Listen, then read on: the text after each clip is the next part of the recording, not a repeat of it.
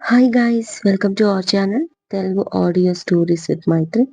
నా ఛానల్ని ఎవరైనా ఫస్ట్ టైం చూస్తున్నట్టయితే తప్పకుండా లైక్ చేయండి, షేర్ చేయండి అండ్ సబ్స్క్రైబ్ చేసుకోండి ఫ్రెండ్స్. ముడిపడని వీడని బంధం పార్ట్ 55. ఇక లేట్ చేయకుండా స్టోరీలోకి వెళ్ళిపోదామా ఫ్రెండ్స్? లేదు, సోనాలి గురించి నీకు చెప్పాను కదా, మళ్ళీ వాళ్ళతో కాంటాక్ట్ అవ్వడం నాకు ఇష్టం లేదు. కానీ ఇప్పుడు తప్పనిసరి పరిస్థితి. మళ్ళీ వాళ్ళకు కాల్ చేయాల్సొస్తుందేమో అని భయంగా ఉంది అంటుంది కావ్య. నువ్వు ఏమైనా సోనాలితో మాట్లాడతావా? వాళ్ళ అన్నయ్య ఉన్నాడుగా, అతనితో మాట్లాడు. సోనాలి హెల్త్ ఎలా ఉందని అడుగు. ఆ తర్వాత టాపిక్ డైవర్ట్ చేయి.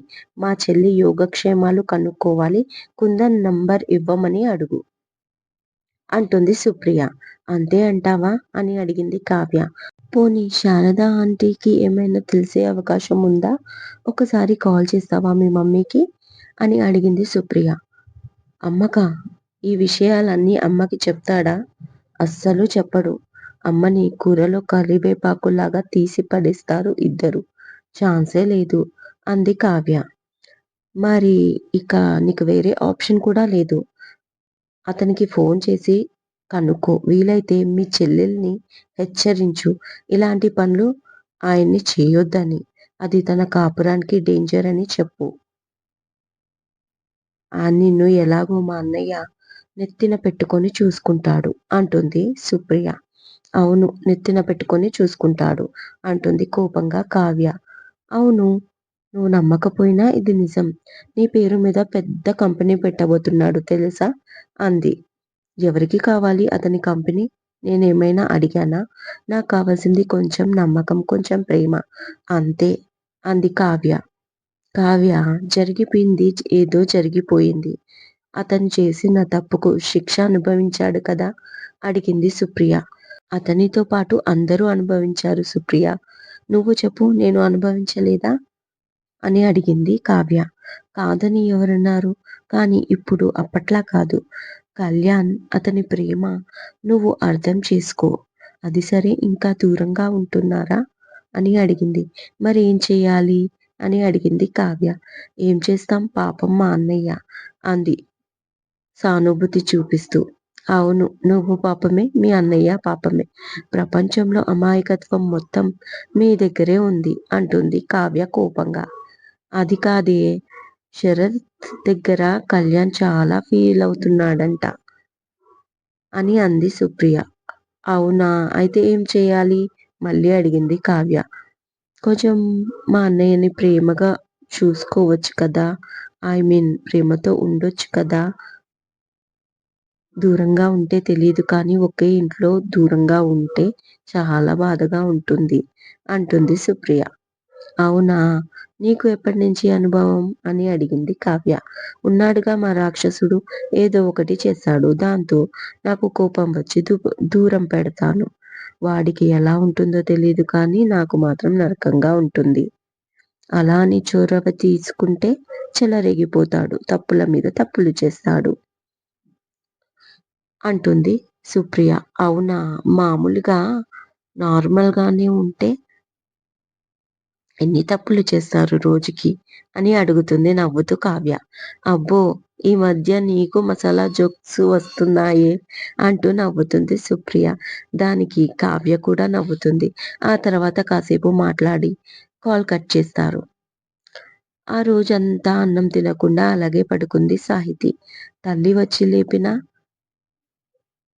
నాకొద్దు అంటుంది ఏడుస్తూ. ఇదే విషయాన్ని నారాయణకి చెప్తుంది శారద. నేనేం చెయ్యాలి, ఉందిగా నీ ముద్దుల కూతురు, అది పెట్టిన పెంటే ఇదంతా. దాని పొలం నాకు ఇచ్చేసి ఉంటే దీని జీవితం బాగుపడేది అంటూ అరుస్తాడు నారాయణ. ఇక తనకి సమాధానం ఇవ్వకుండా కిచెన్లోకి వెళ్ళిపోతుంది శారద.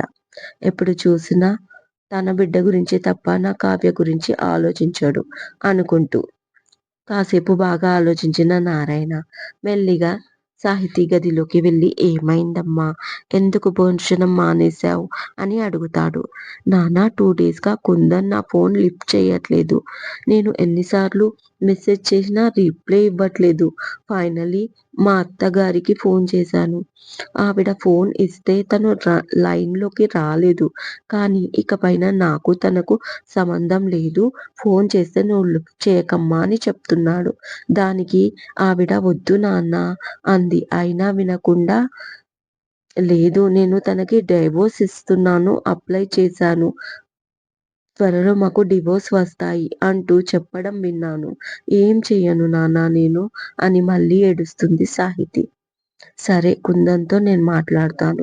నువ్వు ఏడవకు. ఇప్పుడు భోజనం చెయ్యి అంటూ ప్లేట్ ముందు పెడతాడు. నువ్వు మాట్లాడితే వింటాడా నాన్న? లేచి కూర్చొని అడుగుతుంది సాహితి. వింటాడు. వినేలా నేను చేస్తాను. నువ్వు బాధపడకు. నేను ఉండగా నిన్ను కుందన్ని విడిపోనివ్వను. నా మాట నమ్ము అంటాడు నారాయణ. హమ్మయ్య! అనుకున్న సాహితి వెళ్ళి ఫ్రెషప్ అయి వచ్చి భోజనం చేస్తుంది. చాటుగా వీళ్ళ మాటలు విన్న శారదమ్మ ఇంకెన్ని కొంపలు ముంచుతాడో!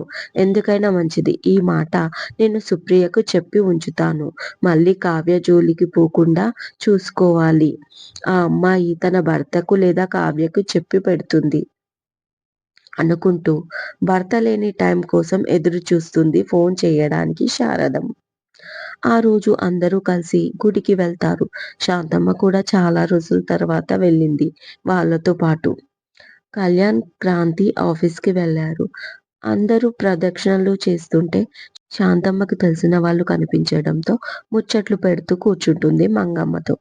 మీ మనవరాలు తిరిగి వచ్చిందంట అడుగుతుంది ఒకావిడ. అవునమ్మా దేవుడి దయతో వచ్చేసింది అంది నవ్వుతూ శాంతమ్మ. ఎంతైనా కోట్లకు యజమాని కళ్యాణ్. ఇలాంటి అబ్బాయిని ఎవరు కాదనుకుంటారు? ఒకవేళ కాదనుకుంటే తప్పు చేశామని తెలిసి లెంపలేసుకొని మరి వెనక్కి తిరిగి వచ్చేస్తారు మీ మనవరాల్లాగా అంటుంది ఆవిడ. అప్పుడే ప్రదక్షిణలు పూర్తి చేసుకున్న కావ్య వస్తుంది వెనక నుంచి. అలాగే ఆమె వెంట కస్తూరి, వసుధ, అను, చలపతి, అరవింద్ కూడా ఉంటారు. అందరూ ఆమె మాట వింటారు. అదేం లేదు. తప్పు మావాడిదే. అంటే తప్పు మాది కూడా. మా మనవరాలిది కాదు. తను బంగారం. అలిగి వెళ్ళిపోయింది. కానీ మేము తనని వదులుకోలేదు. తన ఆచూకీ తెలియక సైలెంట్‌గా ఉన్నాము. ఇక తెలిసాక నచ్చజెప్పి బతిమాలి తెచ్చుకున్నాము. ఇప్పుడు నా మనవడికి కొడుకు కూడా పుట్టాడు అంటుంది శాంతమ్మ. ఏ మాటకా మాట చెప్పుకోవాలి. మీ మంచితనం అలాంటిది. కోట్లకు పడిగెలెత్తిన మీరు ఒక సాధారణ అమ్మాయిని బతిమాలి తెచ్చుకోవడం ఏంటో తలుచుకుంటేనే నవ్వొస్తుంది.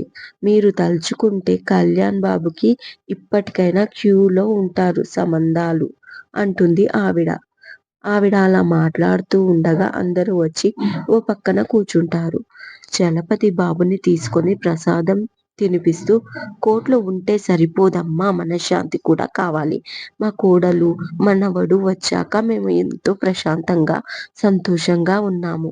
₹1,00,00,000 మా ముందున్న మేము ఇంత సంతృప్తిగా ఉండం అంటాడు ఆయన. ఆ మాటకి కావ్య కళ్ళల్లో కన్నీరు చేరింది. తల్లిదండ్రుల దగ్గర దొరకని ప్రేమ వీళ్ళ దగ్గర దొరికింది నాకు. ఆ ఒక్క సంఘటన జరగకపోతే నా జీవితం ఇంకా ఎంతో బాగుండేది అనుకుంది. నా విహాన్ నాతోనే ఉండేవాడు. నా ఇద్దరు పిల్లలతో నేను కూడా సంతోషంగా ఉండేదాన్ని అని విహాన్‌ని గుర్తుకు చేసుకుంది. అంతలో వియాన్ పాక్కుంటూ వచ్చి తన చేతిలో ఉన్న ప్రసాదం కావ్య నోటికి అందిస్తాడు. అప్పటికే తన చెంపలపైన చేరాయి కన్నీళ్లు. వెంటనే తుడుచుకుంది. అది చూసిన వసుధ, కావ్య శుభమని గుడికి వచ్చి ఏడుస్తారా అంటుంది. నీకే కాదు వియాన్ అంటే మాకు కూడా ప్రేమనే. వాణ్ణి వీణ్లో చూసుకుంటున్నాం. వాడు ఎక్కడికి పోలేదు. మళ్ళీ నీ కడుపులోనే పుట్టాడు. ఇప్పుడు నా కొడుకు అని నువ్వు గర్వంగా చెప్పుకోవడానికే అయ్యుంటుంది అంటుంది కస్తూరి. ఆ మాటకి నవ్వుతూ బాబుని ముద్దు పెట్టుకుంది కావ్య.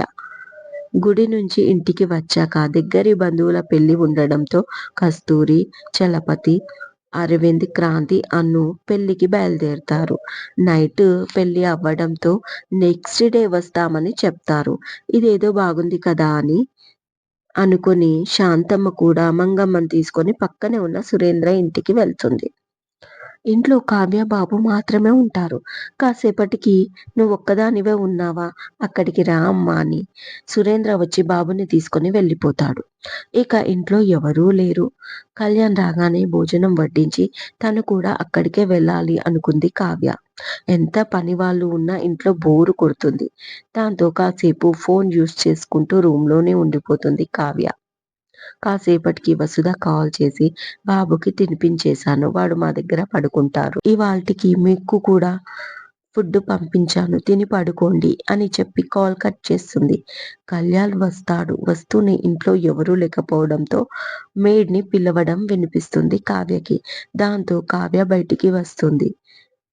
అందరూ ఎక్కడికి వెళ్లారు అని అడుగుతాడు మెయిడ్‌ని కళ్యాణ్. పెళ్ళికి వెళ్లారు అంటుంది వెనక నుంచి కావ్య. తిరిగి చూసి నానమ్మ, బాబు కూడానా? అని అడుగుతాడు. చిన్నమామయ్య తీసుకెళ్ళాడు. అమ్మమ్మ సాయంత్రం అక్కడికి వెళ్ళింది అని చెప్తుంది కావ్య. అవునా! ఓకే. మరి నువ్వొక్కదానివే ఏం చేస్తున్నావు? వెళ్ళొచ్చు కదా అక్కడికి అంటాడు షర్ట్ బటన్స్ టై విప్పుతూ. మీరు రాలేదు కదా అంటుంది కావ్య. నా కోసమా? వావ్! వండర్‌ఫుల్. మిస్ అవుతున్నావా? అంటూ దగ్గరికి వచ్చి వాల్‌కి చెయ్యి పెట్టి తనపై బెండ్ అయి కావ్య కళ్ళల్లోకి చూస్తూ అడుగుతాడు. నేను నీకోసం వెయిటింగ్. కొంచెం ఎక్కువైనట్టు అనిపించలేదా? వెక్కిరిస్తూ అడుగుతుంది కావ్య అతని కళ్ళల్లోకి చూస్తూ. 2 ఇయర్స్ గ్యాప్ మరి. చాలా ఎక్కువ. తక్కువ ఎలా అవుతుంది? అంటాడు ఇరిటేట్ చేస్తూ కళ్యాణ్. కోపంగా తన గదిలోకి వెళ్తున్న కావ్య చెయ్యి పట్టి లాగి అతని 2 చేతుల్లో లిఫ్ట్ చేస్తాడు. ఏం చేస్తున్నావ్? ఏయ్! ఏం చేస్తున్నావ్? కంగారు పడుతూ అడుగుతుంది కావ్య. ఇంకా ఏమీ చెయ్యలేదు అంటూ లిఫ్టులో పైకి తీసుకెళ్తాడు. నన్ను వదులు అని అరుస్తుంది. వదులుతాలే రూమ్‌లోకి తీసుకెళ్ళాక అంటూ తన రూమ్‌లోకి తీసుకెళ్తాడు. కళ్యాణ్ మర్యాదగా చెప్తున్నాను వదులు అంటుంది కాళ్ళు చేతులు కొట్టుకుంటూ కావ్య. రూమ్‌లోకి తీసుకెళ్ళి దించి డోర్‌కి అడ్డంగా నిలబడి లాక్ చేస్తాడు. వెళ్ళని నన్ను అడ్డులే అంటుంది. పక్కకు తప్పుకొని కామ్‌గా షర్ట్ బటన్స్ విప్పుతూ ఉంటాడు. కావ్య డోర్ ఓపెన్ చేయడానికి ట్రై చేస్తుంది. ఎంత చేసినా డోర్ ఓపెన్ అవ్వదు. కళ్యాణ్ డోర్ ఓపెన్ చెయ్ అంటుంది కోపంగా కావ్య. చిరాకుగా ఉంది వెళ్లి ఫ్రెష్ అవ్వాలి అనుకుంటూ విననట్టే నవ్వుకుంటూ వెళ్తాడు డ్రెస్సింగ్ ఏరియాకి. కళ్యాణ్ మీకే చెప్తున్నాను ఏంటిది? వెనకే వస్తుంది. హ్యాండ్సమ్‌గా ఉన్న అబ్బాయిలు కనిపిస్తే చాలు ఈ అమ్మాయిలు వెనకే పడతారు అంటూ వాష్‌రూమ్‌లోకి వెళ్ళాడు కళ్యాణ్. ఆ! నువ్వు పెద్ద మన్మధుడివని మరి అంటుంది కావ్య కోపంగా. అది నీకే తెలియాలి. నేనైతే నిన్ను చూడకుండానే ప్రేమించా. నువ్వైతే నన్ను చూసావు కదా! చూడగానే నచ్చేసానా? అని అడుగుతాడు కళ్యాణ్. ఒక క్షణం సైలెంట్ అయిపోతుంది ఆ మాట విని కావ్య. మళ్ళీ అంతలోనే నా మైండ్ డైవర్ట్ చేయాలని చూస్తున్నాడు అని పిచ్చ కోపం వస్తుంది తనకి. అలాగే నిలబడి కాసేపు ఆలోచించి వాష్‌రూమ్ దగ్గరికి వెళ్లి డోర్ డబా బాది మర్యాదగా డోర్ తీస్తారా లేదా ఇప్పుడు అని అడుగుతుంది. ఒక అబ్బాయి వాష్‌రూమ్‌లో ఉన్నప్పుడు దో డోర్ తీయమనడం చాలా తప్పు అంటాడు లోపటి నుంచి. ఇంకా కోపం వస్తుంది. పళ్ళు పటపట కొరుకుతూ అటూ ఇటూ తిరుగుతుంది. బాల్కనీలోకి వెళ్దామంటే మళ్ళీ మామయ్య చూస్తే బావుండదు అని రూమ్‌లోనే సోఫాలో కూర్చుంటుంది. కళ్యాణ్ కోసం వెయిటింగ్ చేస్తూ. ఫ్రెష్‌గా స్నానం చేసి టవల్‌తో వచ్చాడు బయటికి. కళ్యాణ్ నాకు చాలా కోపం వస్తుంది. నువ్విప్పుడు డోర్ తీయకపోతే నేనేం చేస్తానో నాకే తెలీదు అంటుంది కావ్య. అమ్మో! టవల్‌తో ఉన్నాను. ప్లీజ్ నన్ను ఏమీ చెయ్యకు అంటాడు కళ్యాణ్. తన ఎక్స్‌ప్రెషన్స్ చూసి కోపమంతా ఆవిరి అవుతున్నా కోపం నటిస్తుంది కావ్య. ముఖం పక్కకు తిప్పుకొని ఇవాళ ఏమైంది తనకి? నేను ఎంత సీరియస్‌గా ఉన్నా తను సీరియస్ అవ్వట్లేదు. నా కర్మ! అయినా మెయిడ్‌ని పిలిచినప్పుడు నేనెందుకు బయటికి రావాలి అనుకుంది. తన ఆలోచనలో ఉన్న కావ్య దగ్గరికి వచ్చి తల విదిలిస్తాడు. తలలోని వాటర్ మొత్తం కావ్య పైన చిమ్ముతాయి. కోపంగా చూస్తుంది. నవ్వుతూ చాలా ఆకలిగా ఉంది కన్నా అంటాడు కడుపు పట్టుకొని కళ్యాణ్. ఇలా డోర్ లాక్ చేసుకుంటే ఆకలి తీరదు అంటుంది కావ్య కూడా కోపంగా. ఇదండి ఇవాళటి ఎపిసోడ్. ఈ ఎపిసోడ్ మీకు నచ్చినట్టు అయితే తప్పకుండా కామెంట్‌లో నాకు తెలియజేయండి. అలాగే లైక్ చేయండి, షేర్ చేయండి అండ్ సబ్స్క్రైబ్ చేసుకోండి ఫ్రెండ్స్. మరొక మంచి ఎపిసోడ్‌తో మీ ముందు ఉంటాను. మైత్రి.